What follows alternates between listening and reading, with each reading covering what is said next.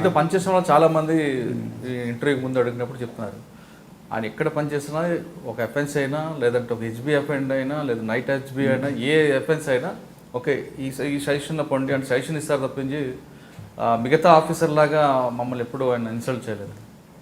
Already ఘటనలు జరిగినప్పుడు ఏ police ఆఫీసర్కైనా కొంత అంటే ఒక భావనలో ఉంటారు. సో మనం అది జరిగిన తర్వాత నా ఎక్స్పీరియన్స్ కూడా, నేను కూడా ఏదన్నా పెద్ద పెద్ద ఇన్సిడెంట్ జరిగినప్పుడు నా సీనియర్ ఆఫీసర్కి ఫోన్ చేసినప్పుడు వాళ్ళ రియాక్షన్ వేరే తిరిగా ఉంటుంది. అది మనల్ని ఇంకా కృంగతీస్తుంది. సో అది నాకు బాగా ఉంటుంది. నేను ఎప్పుడు కూడా మా సబార్డినేట్ ఆఫీసర్స్ను ఏదైనా ఇన్సిడెంట్ పెద్ద నేరం జరిగినప్పుడు దాన్ని మనం జరిగిపోయింది అవును, దాని గురించి పెద్దగా పట్టించుకొని మనం ఇది జరగకుండా ఎట్లా చేయాలి, ఆ జరిగిన దాని మీద ఇమీడియట్గా దాన్ని ఎట్లా రెక్టిఫై చేయాలని మీద ఆలోచన ఉంటుంది తప్పితే మనం అప్పుడు ఆ టైంలో మన సబార్డినేట్స్ని ఎక్కువగా టెన్షన్లో పెట్టినా కూడా ఇంకా ఎక్కువ తప్పులు జరుగుతాయి. సో అట్లా మీ సబార్డినేట్స్కి మీరు మోరల్ సపోర్ట్ ఇస్తూ వస్తున్నా, మీ సుపీరియర్స్ మీకు ఎప్పుడైనా సపోర్ట్ చేశారా లేదా? జనరల్గా ఫస్ట్లో అంటారు, ఏదన్నా పెద్ద పెద్ద ఇన్సిడెంట్ జరిగినప్పుడు వాట్ ఈజ్ హ్యాపెనింగ్ అని నేచురల్గా అంటారు. బట్ వాళ్ళకు కూడా అనాలని ఉండదు. బట్ ఆ టెన్షన్లో లేకపోతే వాళ్ళకి ఏదైనా చెడ్డ పేరు వస్తుందనో అంటారు. బట్ ఓవరాల్గా సీనియర్ ఆఫీసర్స్ ఆల్వేస్ ఎంకరేజ్డ్ మీ, సపోర్టెడ్ మీ. మీరు మహబూబ్నగర్లో చేస్తున్నప్పుడు ఎస్పీ ఎవరు ఉండేవారండి? నాకు 3 ఎస్పీలు. ఫస్ట్ మన ఫార్మర్ డీజీ అనురాగ్ శర్మ గారు 6 months ఉన్నారు. తర్వాత సిఎస్ నాయుడు గారు అని వచ్చారు. తర్వాత ఆయన సార్ ఒక 6 months ఉన్నారు. తర్వాత కృష్ణారాజు గారు అని 84 బ్యాచ్ టీ కృష్ణారాజు వారు. ఆ టైంలో నేను కడపకు. అంటే ముగ్గురులో ఎవరికి మీకు కంఫర్ట్గా ఉండేవారు?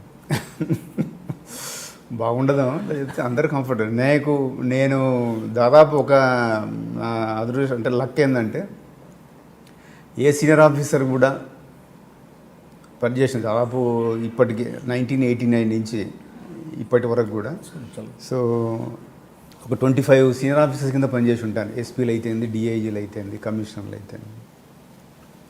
ఆ 25 ఆఫీస్ ఎవరు కూడా నేను మంచి అంటే ఎక్కడ కూడా ఫ్రిక్షన్ కానీ లేకపోతే మనస్పర్ధలు కానీ లేకపోతే వేరేది కానీ ఎక్కడ అందరితోటి ప్రతి సీనియర్ అధికారి బాగా సపోర్ట్ చేశారు, బాగా లైక్ చేశారు, ఎంకరేజ్ చేశారు. సార్ మహబూబ్నగర్ తర్వాత ఎక్కడ పోస్టింగ్ వచ్చింది? So 4th sub division Kadapa జిల్లాకి వెళ్ళాను. సో మళ్ళీ కడప సార్ ప్రాక్టికల్ ట్రైనింగ్ అయిన తర్వాత మళ్ళీ కడపకి వెళ్ళడం ఉన్నాడు. ప్రాక్టికల్ ట్రైనింగ్ తర్వాత కడప సబ్ డివిజన్ డిఎస్పీకి వెళ్ళాను. అప్పుడు 1991 పార్లమెంట్ ఎలక్షన్స్ ఆల్మోస్ట్ డిక్లేర్ అయినాయి. సో అప్పుడు కొద్దిగా టఫ్గానే ఉండే. Almost Kadapa parliamentary counter man death, independent candidate death జరగడంతో పోస్ట్ పోన్ అయింది. చాలా దురదృష్టకరమైన ఘటన అది. అంటే ఒక కావాలని చేయించినటువంటి ఘటన అన్నట్టు. ఒక ఇండిపెండెంట్ క్యాండిడేట్ని కావాలని చేయించడంతో అప్పుడున్న పరిస్థితుల్లో అతను పార్లమెంట్ కాకుండా చూడగలిగారు. అంటే మీరు పోస్టింగ్ తీసుకున్న తర్వాత చార్జ్ తీసుకున్న తర్వాత ఎలక్షన్స్ డిక్లేర్ అయినాయి 19 పార్లమెంటు. ఇండిపెండెంట్ క్యాండిడేట్ ఒక independent candidate was kidnapped and murder. అప్పుడు ఏముందంటే ఎనీ ఇండిపెండెంట్ క్యాండిడేట్ చనిపోయినా కూడా ఎలక్షన్ క్యాన్సిల్ అవుతుంది. అంటే ఆ కేసు ట్రేస్ చేస్తారండి? ఎవరు చేశారు? అంటే ఇప్పుడు అప్లికేషన్స్ బాగుండదు. అప్పుడు ఉండే మెయిన్ క్యాండిడేట్ ఎవరైతే ఉన్నారో రాజశేఖర రెడ్డి గారు కాంగ్రెస్ నుంచి నిలబడ్డారు. అతను అపోనెంట్స్ చేశారు, వారి అపోనెంట్స్ చేశారు. అంటే ఆ కేసులో అరెస్ట్ చేశారు? అరెస్ట్ అంతా ఇది ఓపెన్ బుక్, అందులో సీక్రెట్ ఏమైంది, ఎవరు చేయించారు ఏంటి అనేది అంతా అయిపోయింది. బట్ ఎలక్షన్ కౌంటర్ మ్యాండ్ అయింది. అంటే రాజశేఖర రెడ్డి గారితో అంటే రేపు పొద్దున్న పోలింగ్ అండ్ దేవర్ టెలిఫోనింగ్ అన్నట్టు. యాక్చువల్గా డెడ్ బాడీ ట్రేస్ కాకపోతే కూడా ఎలక్షన్ జరుగుతుంది. సో 2 days నుంచి అతను అవపడట్లేదు. సో ఎవరైతే మర్డర్ చేశారో అతడు రిపీటెడ్గా మా ఆఫీస్కి ఫోన్ చేస్తూ ఉన్నాడు, మీరు ఇంకా ట్రేస్ చేయలేదా, అక్కడ ఉంది బాడీ, అది ఇది అని. మన వాళ్ళు పోయి కూడా చూసేసినా ఎక్కడో పెట్టారు పొదలలో.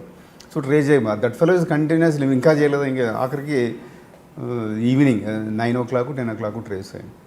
So post mortem identified Venkata Subbaiah అనే candidate, independent candidate. Okay. So దాంతో 6 o'clock తెల్లారితే 7 o'clock పోలింగ్ స్టార్ట్ కావాలి, 5 o'clock election commission cancel counter. అంటే ఆ కడపలోకి వెళ్ళిన తర్వాత ఈ కేసు ట్రేస్ అయిన తర్వాత రాజశేఖర్ గారితో పరిచయం అయిందా లేదా అంతకుముందే రాజశేఖర్ గారితో మీకు? ప్రాక్టికల్ ట్రైనింగ్ నుంచి ఉంది. 88లో ప్రాక్టికల్ ట్రైనింగ్ 6 months ఉన్నాను కడపలో, రాఘవేంద్రరావు గారు ఎస్పీ. అంటే ప్రాక్టికల్ ట్రైనింగ్ ఉన్నప్పుడు మీకు పొలిటీషియన్స్తో పరిచయాలు జనరల్గా అంటే ఉంటాయి. విల్ బి హోల్డింగ్ కదా. ఫర్ ఎగ్జాంపుల్ రాజంపేట సర్కిల్ ఇన్స్పెక్టర్గా ఉన్నాను, కడప చిన్నచౌక ఎస్ఐగా ఉన్నాను. సో అట్లా డిఎస్పీగా 1 month ఉంటాం. అట్లా ప్రాక్టికల్ ట్రైనింగ్ పరిచయం అంటే అచ్చా. జనరల్ అప్పటి నుంచి కొద్దిగా తెలవడం. అందరూ అతనితో పాటు జనరల్గా పోలీసులో ఉన్నప్పుడు అవును, పరిచయం తెలవకుండా అనేది ఉండదు. బికాజ్ ఏదో ఒక సందర్భంలో వాళ్ళు రావటం జరుగుతుంది. దట్టు రాయలసీమ జిల్లాలలో పోలీసుతో డెఫినెట్గా ఏదో ఒకటి వాళ్ళ అనుచరులు ఏదో దాంట్లో ఉంటారు. మీరు చూస్తున్నారు ఐ డ్రీమ్ న్యూస్ని. మీరు చూస్తున్నది ఐ డ్రీమ్ న్యూస్. అంటే కళలని నిజం చేస్తూ ప్రజలకి నిజాలని కళల ద్వారా తీసుకొచ్చే ఐ డ్రీమ్కి మై బెస్ట్ విషెస్. మీరు చూస్తున్నది ఐ డ్రీమ్ న్యూస్. మీరు చూస్తున్నారు I dream channel. For more videos, please subscribe iDream. మరిన్ని వీడియోల కోసం ఐ డ్రీమ్ని సబ్స్క్రైబ్ చేయండి. Please subscribe I dream. And I'm very much satisfied with the way interview went on. Kindly subscribe to iDream. For more videos, subscribe to iDream. And loads of fun entertainment and content. Do watch iDream.